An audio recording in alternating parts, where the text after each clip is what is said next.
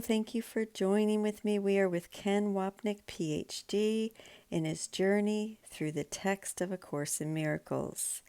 And today we are on Chapter 5, Healing and Wholeness. We are picking up our reading in the Decision for Forgiveness. These are quotes in the text that don't mention forgiveness but are about forgiveness. 3:3. There are two diametrically opposed ways of seeing your brother. They must both be in your mind, because you are the perceiver. They must also be in his, because you are perceiving him. See him through the Holy Spirit in his mind, and you will recognize him in yours. What you acknowledge in your brother, you are acknowledging in yourself, and what you share, you strengthen. Since there are two voices in us, there must be two voices in everyone. It is also true that the way we see others comes from how we see ourselves. How we see then, in fact, has nothing to do with them, but only with ourselves. It follows then that if we are truly serious about taking Jesus' hand and finding God, experiencing His love and returning home, we cannot justify our anger. This does not mean we do not get angry, but only that we avoid rationalizing it, for the attempts at justification are not the problem. We have to learn from our new teacher that anger in any form is unjustified, and as long as we are upset with someone, we are choosing not to only to exclude another, but to exclude ourselves. I'm going to repeat that. We are choosing not only to exclude another, but to exclude ourselves. Clearly, then, it is not in our best interest to hold grievances. I have said before that Jesus appeals to the most base motives in each of us. Our selfishness, saying we will simply feel better if we let our grievances go. Choosing to acknowledge the universal sameness of God's fragmented sons instead of seeking always to establish differences on the level of the body as significant and real. 3:4:1-2. The voice of the Holy Spirit is weak in you. That is why you must share it. This returns to the theme that ideas are strengthened when we share them or give them away.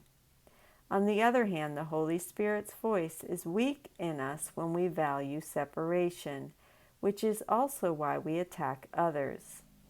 Wanting to see others as separate, our anger says that the separation we perceive is not our fault and that God will punish them instead of us. The way we learn to heal our minds is to learn to heal our special relationships. If we experience ourselves as bodies relative to other bodies, that is where healing needs to be focused, but not because the relationship itself needs healing. Since we do not know we have a mind, we need to learn that the external relationship is the means used by Jesus to teach us about projection and thus heal our mind's special relationship with the ego. 3:4:3:4. It must be increased in strength before you can hear it. It is impossible to hear it in yourself while it is so weak in your mind. We need to be wary of people who tell us that they hear the Holy Spirit because they are almost always conveying to us their specialness, albeit subtly. This would demonstrate how different they are from us, implying that we cannot hear God's voice while they can.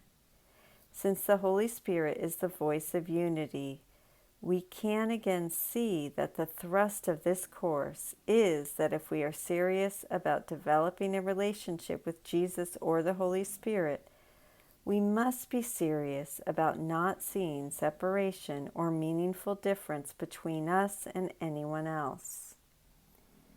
3:4:5. It is not weak in itself, but it is limited by your unwillingness to hear it. The light of heaven's reflected love shines brilliantly. but we do not see it because we have erected barriers against it.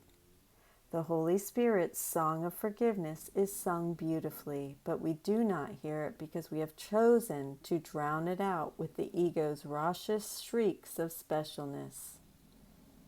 The voice, song, or light are not weak, nor is our decision to be an ego, separated, differentiated, and special.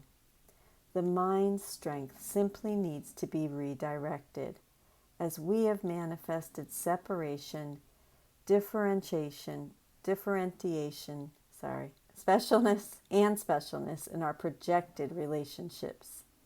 This is where the process of forgiveness must begin. I am going to go ahead and stop there today. I thank you so much for joining with me. Have a beautiful day. I will see you tomorrow. I love you.